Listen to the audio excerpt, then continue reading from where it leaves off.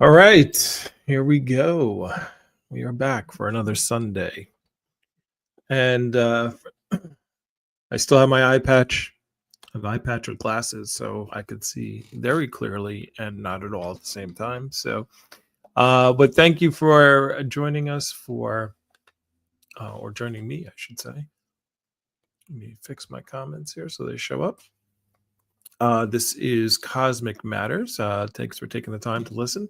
I am Matt and Matthew Washington. I created Cosmic Matters really to just entertain your brain for a little bit, take some time on a Sunday, talk about some space, talk about some philosophy. I went to college I was a philosophy and economics major. I love talking about. Oh, hello. We got a listener. We're on stereo. I'm not on TikTok today just because I'm going to be sharing some videos. So if you want to come to my YouTube channel where we're doing this live, it is Philosophy Man 76. And but I'm going to show some video, but the audio will be alone. I'll talk about what's being shown for those of you in the stereo audience. But today we're going to talk about the size of space. I've been doing a lot of philosophy stuff recently, and one of the things funny as I did this video, as I was putting together some clips and some things I wanted to share today, I was like, oh my goodness, we are. I started to go to my philosophy side because I started looking at how small things are, how big things are, and just it got to me as far as like how unreal reality is. Like the things that we think that are reality are so subjective. They're so subjective, and I have the philosophy that the worldview, I should say, that that we are the universe, and the universe is an eternal thing, and the idea of being eternal is such a concept that human brains can't understand. And to kind of put this in perspective, it's like, okay, well, if the universe is eternal and it's going to be here forever and it's all powerful, it kind of goes into the notions of God, right? Sometimes people will call it the universe God. And this is why I try not to use those words or conflate those words. That's why I usually will say the universe. But I do think there are aspects of different gods in what we call the universe, right? And they even say similar things that I believe. They say things like God is within us, and we are a part of the universe, and creation is the universe was created for us, and I believe that, but not in the way that most people believe it, right? And so, because I think we are the universe, and my basic worldview is that the universe is an eternal thing that goes on forever, small, big, and the concept of eternal is just such a mind-blowing concept that we who are not eternal, we say the words, but it doesn't make sense. It doesn't have the impact on us. Just like when we talk about trillions of stars or billions of things, billions of dollars, it doesn't impact us. Like people think millions and billions are the same. I do it almost every single week. Might as well do it again, right? Where I talk about a million seconds. If you wanted to count to a million, it's 11 days. If you wanted to count to a billion, it's 31 years. Right? So that idea of how much bigger one is than the other. Like we think about millionaires and billionaires and think they're the same, and they're not. Right? And then we talk about trillion. Well, a trillion seconds is 31,000 years. Right? So we're in the year 2025. So you're talking about 15 times more than our calendar that we're currently using. Right? So, and even a trillion seconds, even 31,000 years is a blip, as opposed to when we look at things in the sky. Like when we look in the sky and we see stars, we're looking at these things that are so far away that their light has taken. So we're looking so far into the past. We're looking at things that happened millions of years ago, right? Millions of years ago. And so, so the concept of what is reality then, because just as when I look in the sky and I see a star and I can comprehend that it's taken millions of years for the light from that star to reach me. So I'm looking at something millions of years in the past.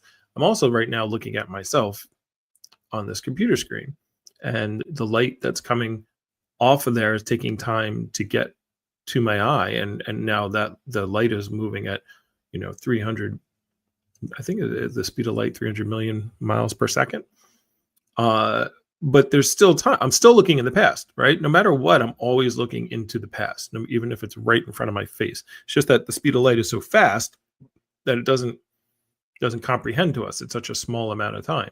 Well, but we understand it when we're looking at the universe. So if we're always looking at the past, we're never seeing anything in current time, in the now. Then what is real? Is there anything that is actually real? So we have a message. So let's play that. I love that you were talking about this. There's so many people I feel really need to hear this to expand their understanding that we are the universe. When you look into your own eyes, I mean, based on the pictures that we've seen of nebulas, you can see the reflection of that in your own eyes. And we understand that we are made of star stuff, right? We're carbon-based life forms. So when people say that we were made in the likeness of God, well, we're made in the likeness of the universe because there is nothing that is not God. God is infinite and the universe is infinite, and matter, or not matter, energy cannot be created nor destroyed, then it's always been. So God has to be that field, that infinite field of being us, being everything, never separate. Yes, thank you. And thanks for bringing me back to my original point. And good morning, Renee. So thinking of, so going back to my original point of the universe being us, and this worldview that I have, that I agreed to, is that, now I lost my point. It's something that you said that sparked it, and then I lost it again. But just the concept that we're all that the fact that time happens to be something that is not real. Space, we've found out, it is not real because it's not a real thing. This all turns out to be an illusion. You and I are all not real things, what we would consider real.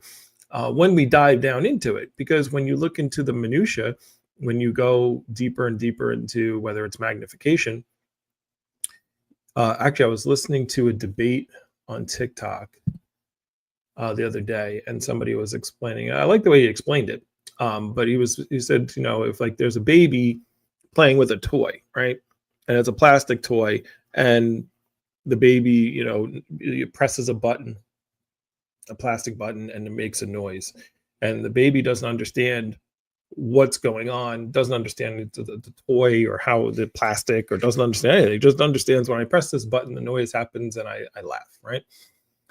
But maybe the dad understands, when you press this button, there's like a hammer that hits something, hits an electrical thing, and makes noise.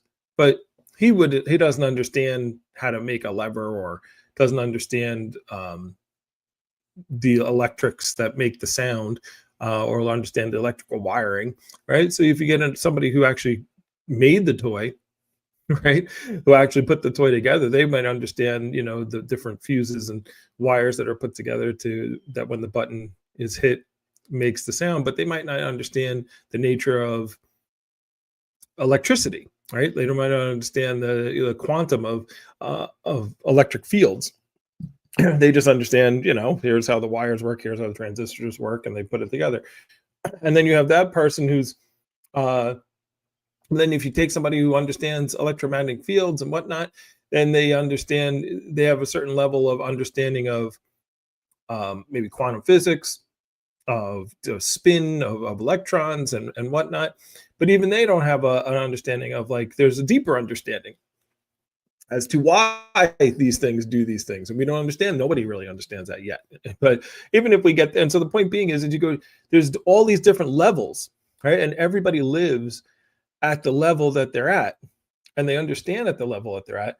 And to them, that's the reality. To the kid, the reality is just, hey, I hit the button, it makes a sound, and I laugh at it. And to the dad, it's a toy, and it's a different level. And so the person who makes the toy, it's a different level. And so we're experiencing ourselves at all these different levels, right? So getting back to, yes, so good, that brought me back to what I wanted to say originally. And what Know Yourself just said. I have also a belief, and I did it in a different show, that we're living in a black hole, and then every black hole has another universe inside of it. And so therefore the never ending, so if we're in a black hole, we're like, we could see a black hole, which is huge. And there's mathematics, watch episode 3, it's on Spotify. Wow, I can't believe we're on episode 13 already. 13 or 14? I don't even know what episode this is. I think it's episode 14. Wow. But if you go back to episode 3, where I talk about, are we living in a black hole? So, there's a lot of evidence in there that we are, right? That this is a black hole. And if it is, then and one of them being, like, the mass of a black hole is proportionate. You could do the math of the size of the black hole is proportionate to the amount of mass that it has fallen into it. I don't want to say eaten it, but that it's eaten, but it's fallen into it. So time is a measure of change. Oh, well, yeah, time is a measure of change. But anyway, let me finish my thought, and I'll answer your question there, Renee, your thing. So the point being is, our universe, if you've done you do some mathematics that I haven't done, but I'm believing the people who say they have done it, that when you take what would be considered the mass of our universe is the exact size, the size of our universe and the mass of our universe would equal what it would be if this was a black hole, right? So it is a question. So I'm taking it as a question. So when somebody says I am real, well, I mean, I guess you are real. It depends on what your definition of you are. So the point being is, all these things have fallen. If we are a black hole, in a black hole, right, that's expanding, as all these things going on, and every black hole that we have in our universe has a whole universe inside of it, and we're just, then that would then be an answer to how could this have gone on forever? Because people will say, they do the redshift, and they say, oh, we've gone back. If you go back and back and back, and we're going to get to a point where we can't go back any further. And then there was, that's the Big Bang. But the Big Bang started at Planck time, which is the smallest amount of time that we have. But then we just don't know what happened before that. And so, and I'm not saying that that I know that we are inside a black hole. I'm just saying that's what I believe based upon the evidence and the research that I've done so far. It's the most believable answer to our creation that I have been given so far to me. The idea of all the other ideas, the religions, the other ideas that I've had so far, they don't seem to conform with what I see that happens on planet Earth. We're gonna do. I'm gonna do, when my eye is a little bit better, I'm gonna do a whole episode based on morality, because that's always a touchy subject. And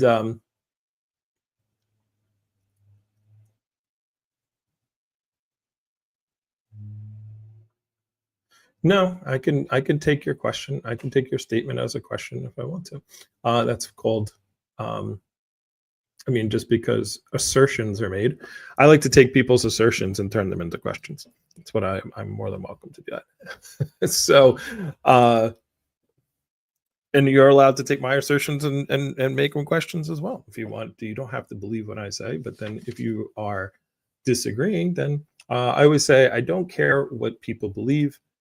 Well, I'm trying to change. I'm trying to be more positive in my older years. I used to say I don't care what people believe. I only care why they believe it. But I've kind of changed that into I care about what you believe, but I'm interested in what you believe, but I'm more interested in why you believe it. See, I'm trying to be more positive. So as far as so maybe you are real, but when you say you, I don't mean when I say you and other people say you. What I mean is you as the entire universe as you. And when you think about the entire universe being you, one of the things that we like to do for ourselves, right, is discover ourselves, right? We love okay, so I just went to I had this issue with my eye, right, which is why I got this patch on. And I had to go to the emergency room, and I went to the doctor, and then all this stuff, and they did all these tests, and I was really curious. I was like, "Ooh, what's that? What's this?" And they did my blood reading, and they literally, it was like a page and a half of all these things going on in my body. And I would just bug the hell out of my doctor. I was like, "Well, what's this and what's that?" And he's like, "Well, this means this and this is that." And so I was really curious because it was me, right? I was like, "Oh, I want to know what's going on with me. What's the triglycerides? What should that be? What's that?" And we get a twinge in our back, or we get a pimple, or we get something. We like to examine ourselves and say, "What's going on here? What is this?" And so we are just like Know Thyself just said. And I moved over when he said, if we look at our eye, we see the same thing. And I have a picture of the eye of God. It's the picture I use for the podcast. The eye of God Nebula, because it looks like an eye, right? And it looks like our eye, and the representation there of the universe looking at itself. Sorry, it's hard to. And by the way, I see comments. If I can't read them, it's because I only have one eye right now. And this eye is it's a challenge for me to read. So I'll try to read the comments as they're coming in, but forgive me if I can't. And I do see we got another message here from Stereo, so let's play that. It's interesting that you say that we are in a black hole, because in the Hermetica, I'm pretty sure it was by Hermes Trismegistus. I can't remember verbatim what he said, but it was something along the lines of when he met God. God was a vortex so strong that not even light could escape it. And from this vortex, all creation expands outward from it, because it is the source of all things that be. I just thought that was an interesting commonality. Just felt like sharing. Yeah, thank you. I'll have to re-listen to that to understand I don't know the reference, but yeah. And it's a lot of things that I see in like the stories. Like I always say that religions are just the first science. Science is trying to explain what is going on, and what science can do. And then the only reason we trust science more than anything else is because it gives reliable results. But it's not the end all be all. I was having a conversation with someone about, I think it was about morality, and I was saying, like, maybe there's things that we're not going to understand that we need better science for. We need a better understanding of, and maybe we're not smart enough to even come up with it. There are things in mathematics that are going to that just confuse us. Pi. I always think of pi. It's like, how is there a number? How is 22 divided by 7 go on forever? Right? And every number you could possibly think of ends up being in pi eventually, because it goes on for eternity.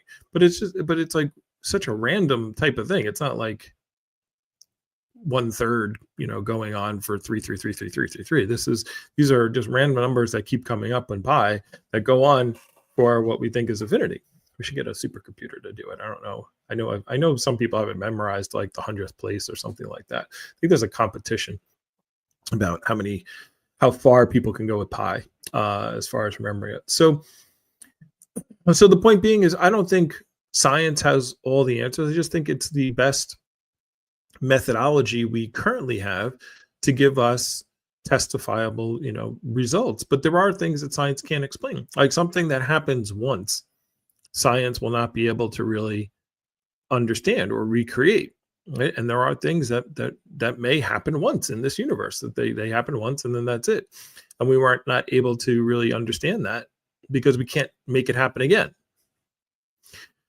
So do I think our understanding is complete? No. And do I think it ever will be complete? No. And this gets back to the worldview, because I think it is, well, I say these things and I retrace my steps.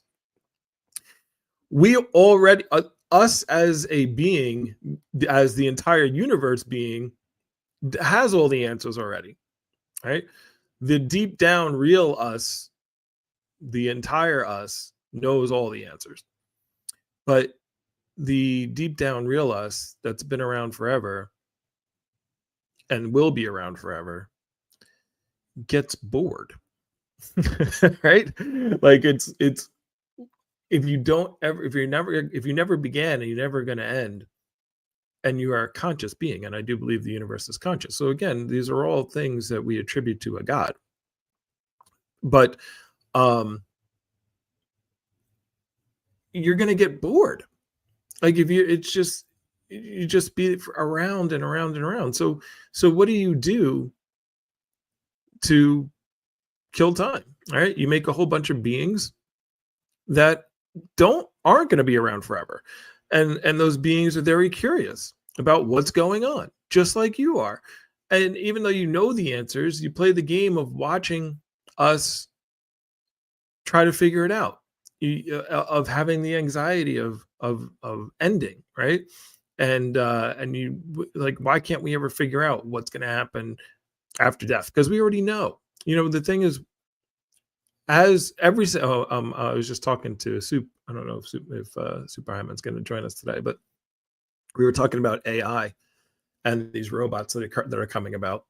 And it's funny that once they become quote unquote conscious, right? Once they're able to think, like we were watching this video of an AI that they basically, the idea was it had to go get butter, right? It was like it had to go get butter somewhere in the house. And then the people doing the experiments hid the butter, right? They hid it so that the robot couldn't find it. And then what happened is the AI started freaking out that it couldn't find the butter. And then they looked at and then the robot also realized, well, then what they did is they took away the docking station, so it couldn't redock, and it was going to run out of power. And when they looked at the computer, the code or the thinking of what the robot was going through, the robot was freaking out that it couldn't get the butter. And then it actually tried to do psychotherapy on itself because it knew it was going to run out of power soon, and it was having anxiety about this whole thing, and it was trying to basically keep itself alive, right, and fulfill its purpose. And so this is something that they don't even understand where this comes from. So what I, personally, I think everything is conscious. It all has its own conscious level. And since we've created these robots to be conscious like we're conscious, I pretty much think every single living organism doesn't want to die, right? Even amoeba, even single-celled organisms with no nervous systems and what we would consider thought processes, will move towards things to try to eat. It'll move towards light. It'll do things to keep itself from dying. So almost every living thing does this. They have that nature in about them. So where does that come from, right? And we seem to be the only, even though we don't know about anybody else's thoughts, we seem to be the only thing that understands that we are going to die. So, right. Well, that's another assertion. So the assertion was AI does not have conscious and never will. Again, just that's an assertion. it simply isn't a possibility. That also is an assertion. To say it is an impossibility is an assertion. It depends on your definition of consciousness, of course, but again, that's also an assertion. Yes, it is correct. You have to be a lot deeper to say. You'd have to first give your level what your definition of consciousness is, then explain why AI could not become that thing. So other than that, those are assertions you're making, Renee. Anyway, let's stop talking to Renee in the comments. Let's get to my video. So I've already gotten way off track and started talking about stuff I don't want to talk to, and I wanted to keep today's podcast short because I have to protect my eye. I'm not supposed to be looking at screens for a very long time, but let's talk about this. So yeah, what put me on this whole trail, this whole side thing, was thinking about the size of space and different magnifications of what's going on out there. So I'm going to start off by sharing, and I'll play it for, actually you can't really, there's nothing really that to listen to, but I'll play it in the background. And Elon Musk just posted, had a post with a little video, and it was just showing, I'm going to play it right now, basically all the stuff that's in our solar system. So it's got the moon, it's got Io, Callisto, Mercury. It's just showing the size of these things. These are moons of other planets. It's got Titan, it's got Mars. It's just showing these sizes. I had no clue, by the way. I'm going to pause this for a second. I had no clue how small Mars was. I thought Mars was the same size as Earth, but it's Venus that's almost the same size. Mars is Earth is like 2.5 times the size of Mars, which I did not know. So new information for me. So it's got Venus, it's got Mars, Venus, Earth, and then as this video continues playing, you see I think it's Neptune next. Neptune, Uranus, not Uranus. Good old Uranus, and then there's Saturn, and then Pluto, right? And then the next thing that pops up is our sun, and the sun is just so massively much bigger than all that stuff that we just talked about, which makes sense. Obviously, we're orbiting the sun, we're in the sun's gravity well, but the comment that Elon had made was the sun is 99.8% of all the mass of our solar system. So even if you somehow burned Jupiter and everything that is not the sun in a fusion reactor, the sun would still round up to 100% of all the energy that's left in our solar system. The sun is all that matters long term. So that was, I don't know why he was posting about that. This is, I remember, because I worked in solar, I remember reading an article in North Carolina where they didn't want to put a solar farm in place because they were afraid that it would drain the sun. So we have to always be careful of what we're listening to. The sun will not get drained by a solar farm in North Carolina, but that was that. So that's that video. We got another comment here. I'll play that. Hold on one second. Uncle Leo. Good morning, Mr. Wash. Hey. And, with the patch, huh? Guess this is a bad time to ask you about the DMT, looking into the laser and seeing the code of reality question. Yeah, just finished seeing the documentary. I'll wait for your eye to heal so you can use both eyes. Maybe next time I can get your opinion on, is that really code they're seeing into the laser? What's up, Stereo? Hey, Uncle Leo. Thanks for joining. I'm not sure what you're referring to as far as the laser that we're looking into or something along those lines. So I'm curious to find out what you're talking about, and hopefully, I'm about to get my other eye lasered. I'm about to get both eyes lasered to close up some blood vessels in the back of my eye, so this doesn't happen again. But so that was just the first thing that I wanted to cover. It's just I wanted to start with Elon's quote there that 98% or 99.8% of the solar system is the sun. I don't think people really comprehend how big the actual sun is. Again, you could fit 2 million Earths into the sun. So the next close to 2 million, I think it's like 1.8 million, which is just crazy to think about. Now, the next video I wanted to show here is it's one where people are trying to find, and you can look this video up on YouTube. It's called Finding Earth. And again, I also don't think it is one that you can that you really need to. It's a short video. If you want to see this, you can check out the video when I put this up. It'll be on my YouTube channel, PhilosophyMan76. You can also see it on Spotify when I upload this episode to Spotify. But I will describe it to the stereo audience, but we'll watch it right now for those of you on YouTube right now.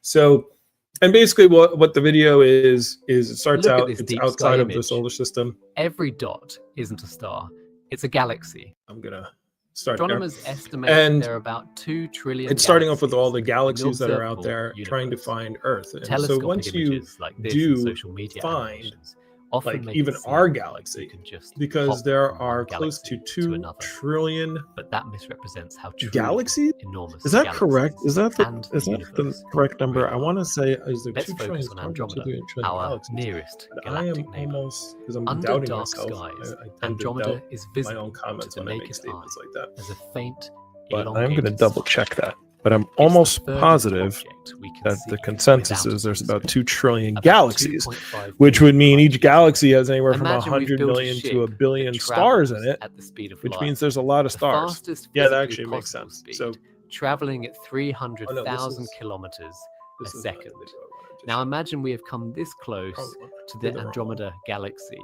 To get this close, we've already traveled 1.7 That was the million wrong years video. at Well, light you're speed. watching it anyway, so we'll Sounds let it close? keep going. So this is If somebody you're who's like sitting at the talking cockpit about looking at flying the to galaxy, the Milky Way. is it time And to finish your sandwich how and get your crew far ready to land on the away nearest it planet? actually is when we Not talk exactly. about the size go of from things. So this I've talked about distance this in the past To this videos, view from the but cockpit of our ship, that you need to continue flying for another the size of, 430,000 like we say things like years light at years, the speed of light. and light And even years, then, it takes another I've done the math before, 300,000 a years light year just to reach the rim of the is galaxy, and another 100,000 0.88 years trillion to miles. finally reach.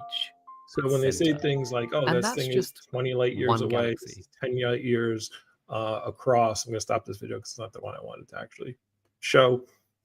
They are. We put those numbers in and like, oh, that sounds normal, and it isn't. Like that concept of when we say, oh, like the nearest star is 4 light years away, we're like, well, that's kind of close. No, that's 25 trillion miles away. You know, I just watched this thing about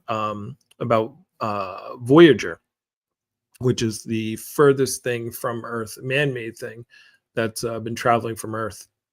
And it's literally it's been traveling since the 70s. And they're actually amazed that it's still working at this point. How far away is Voyager at this point? Let's see. Let me find that out. And so my point being is, of talking about all this stuff, is the universe is so much bigger for people to think that we are the only important thing. Like God created man in his own image, which I guess is true as well, because God could be any image, right? It's like it's just, I just see the universe laughing at us as we go through everything. How far away, as we try to discover these things and learn these things, and it's like, all right, it must be fun. It's almost like watching. Oh, that's a good analogy I just had. It's like when we see our kids learn something, or we see children in general learn something new or discover something new, and it's like, wow. And it's brings joy to us, right?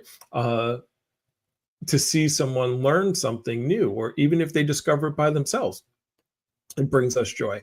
Well, then, why would we have that feeling? Well, isn't that the feeling of the universe as we all learn new things over again?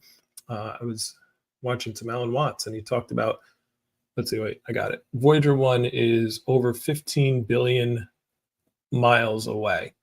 All right, so 15 billion miles away sounds like a lot, but it's not even, I don't even know, I can't do the math on that. 15 billion, 5.8 trillion. It's not, I mean, it's not even close to a light year away. Right? So it's been, when did it leave?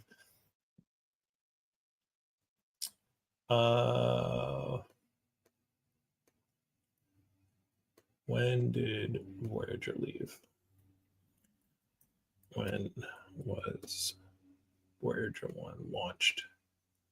This is good. 1977. All right. So I was 1 year old when it left. And it's 15 billion miles away, but 15 billion is, when you're talking about 5.88 trillion for the speed of light in a light year. So it's not even it's like less than 0.1% of a light year away. Jeez, that's crazy. So and it left our planet in 1977, right? So to think about these things, how big, again, the universe is. And I was getting to a point there. Let me get back to my StreamYard. This is so hard to do with one eye. Sorry, everyone. As I babble on here. Babylon. Sorry, I'm finding all these connections. But yeah, that connection of like the universe looking at us as its children, looking at us as us. But it's like, let's take a smaller version, a younger version of ourselves, our children. Isn't this why we value our children so much?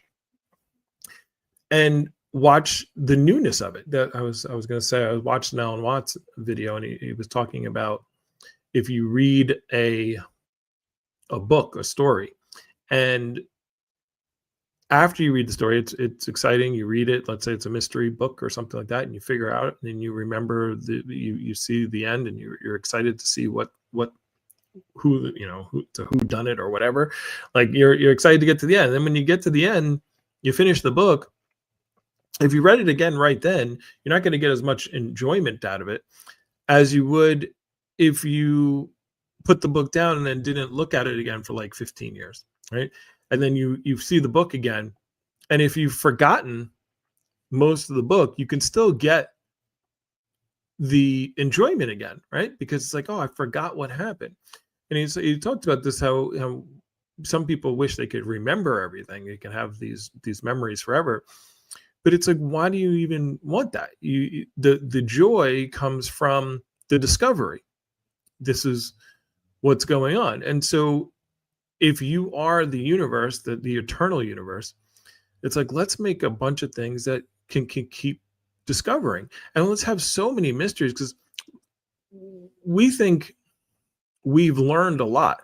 And we've come, like, when I think about in my lifetime, what has changed from humanity, like the concept of a computer was just ridiculous when I was 10. I remember when the Apple IIe came out. That was like the first computer I had.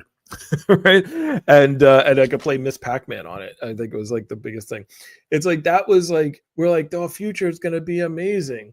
And but just the idea of that computer today is, now I'm able to do this on, I got two computers going. The power of the computer in my hand, and just my phone is like 100 times better than that. The idea of the internet was not something that was even considered. Like we had encyclopedias, right? Like we would go to the school, and we go to the library and read out of it. It's like, that's how we found out things. That's how we learned stuff. The concept of having all the information that you possibly could want in your fingertips, in your hands, was not even something that we thought was possible. I remember specifically thinking, well, in the future, we're going to be able to actually have conversations with people and see them at the same time. Like, that's going to be so cool when we can do that. Now we do it. I'm doing it right now. We do it all the time, and it's like no big deal, right? But these things have all happened over time, and the amount of advancement that we've done in just the last 50 years, right, that I've been around. So why have a universe that's so big? Why have these stars why have all these mysteries, all these things that we don't understand if you're the universe? Because the time span, like we look at time in our the time span that we have, I think I was watching Neil deGrasse Tyson. He was talking about, he's like, the average lifespan of a person 5,000 years ago was like 35 years old. Like, it was like the average lifespan. And then it was like the average lifespan of someone in like the 1700s, or late 1700s, 1800s was like 38 years old. It's like nothing had really changed that much in our lifespans. And now you go 200 years in the future, our lifespan has gone, the average lifespan is up to 60 or 70. 66, I think, or something along those lines.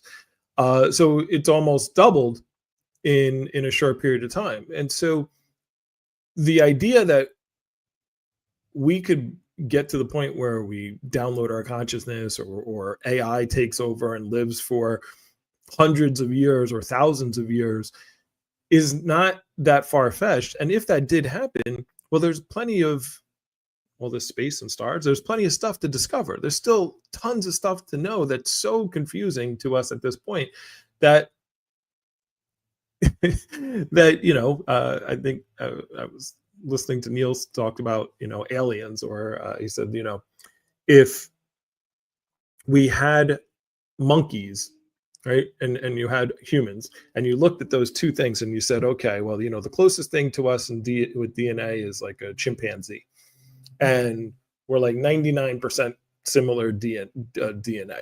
So everything that humans can do that chimpanzees can't do falls in that 1% difference, right?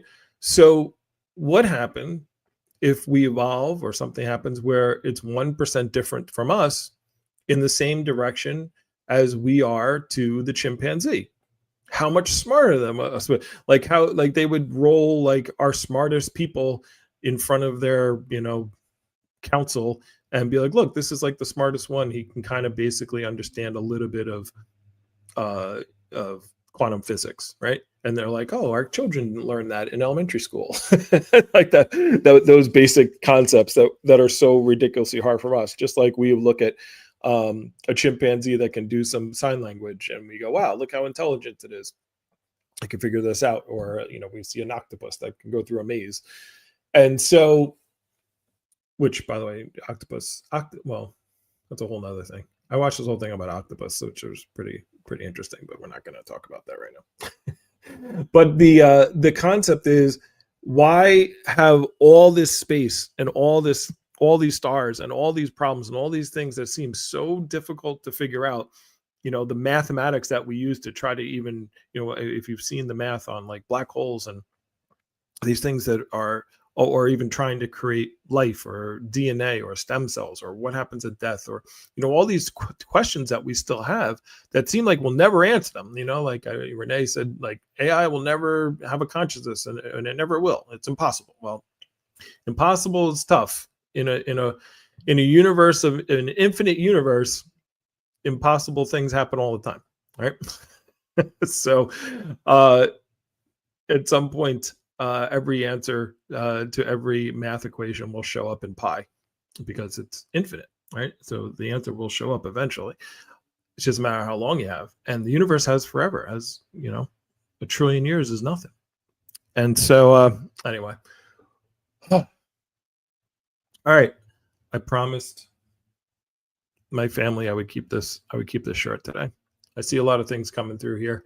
I can't read them, unfortunately, because I only have one eye. And I was told the danger of keep looking at computer screen, because if this other eye goes, then I can't see and I'll be blind. And I don't want that to happen. So, all right. So we're going to have a short, this will be a short Cosmic Matters this week. I appreciate everyone for coming. I see Goop Loop down there. Hey, Allison, thank you for being here. Know yourself that you're here for the entire time. I appreciate it, Uncle Leo. I appreciate your comments.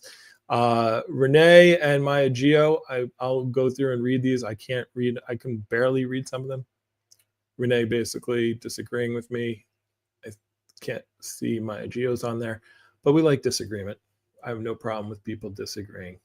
If you don't have people that disagree with you, then you don't know who you are, and you can't relate your own. You can't bounce your own ideas off anything if everybody agreed, right? So we need others to know self. Anyway, that's all I got for today. I know it's a short episode. I appreciate it. I'm going to be doing a lot more episodes as soon as my eye heals. And I'll be doing actually not just a Sunday, but some going back to the weekly episodes. So thanks again, everyone, for being here. This was a shortened Cosmic Matters.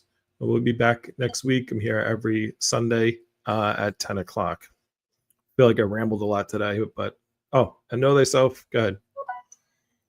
So you just reminded me of something I just felt like sharing real quick because it's very fascinating.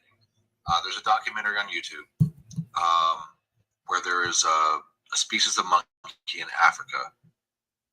Once these primates reach around teenage years, they go out and experiment with magic mushrooms, and they find a mate, and they only allow themselves 2 children. When those children grow up into their teenage years, they continue that traditional ritual of consuming magic mushrooms. And scientists are baffled because of their cognitive development, their intelligence skills with this traditional ritual they have with psilocybin. It's very interesting. I'm not sure if you've heard of it, but just felt like sharing. I will take a look. I know Super High Man will be interested in that, in finding that. So, and I do know a lot of Alan Watts's stuff. He was actually a part of the government doing experiments with, I want to say LSD, but it's not LSD. It's something else. It might be DMT. That might be what I'm thinking of. But yeah, like I said, there's so many mysteries out there that we might be around for a long time. We might be around, human beings might be around for another 2 or 3 or 4,000 years. And that was my point I was getting at before. It's like, look how much we've accomplished or how far we've come. To the things that we have today would seem like magic to people. Actually, this made me think of this comedian who said, like, if I go back in time, he's like, if I went back in time 100 years, he's like, first of all, I don't think I could actually even prove that I was from the future. He's like, if I had I was like, oh, in the future, we're going to have these machines that you talking to called phones, and everyone will carry them around, and you can look anything up, and they would say, oh, well, how does that work? And I would be like, I don't know. I just have I just have one. And they would be like, well, name who's going to be the next president. I don't know who the next president is in 1925, as far as I just don't know that. He's like, I would have a really hard time trying to even explain. But point being, I was trying to get at, thinking of the comedian, is that if you took people from the past and 100 years ago and brought them to today, there's so much stuff that would be, it would be like magic. They would think we were magicians. Me doing this show right now, talking into this microphone and creating a podcast would be total magic to them. It wouldn't make any sense, and it probably is magic to me too, because I don't know how any of this stuff works. I barely can make it work, not even build how it works. But then you take that and expand it out another 500 years, another 1,000 years, another 2,000 years. And where will we be, if we survive that long? And and the AI doesn't take over, and the robots don't take over. So anyway, that's it. I'm wrapping up. My eyes getting tired. So That's how I know I'm supposed to stop. But thank you, everyone. I appreciate you being here. I'm sorry for the shortened version. I will have a much better episode next week. Hopefully, I'll be able to see out of both eyes.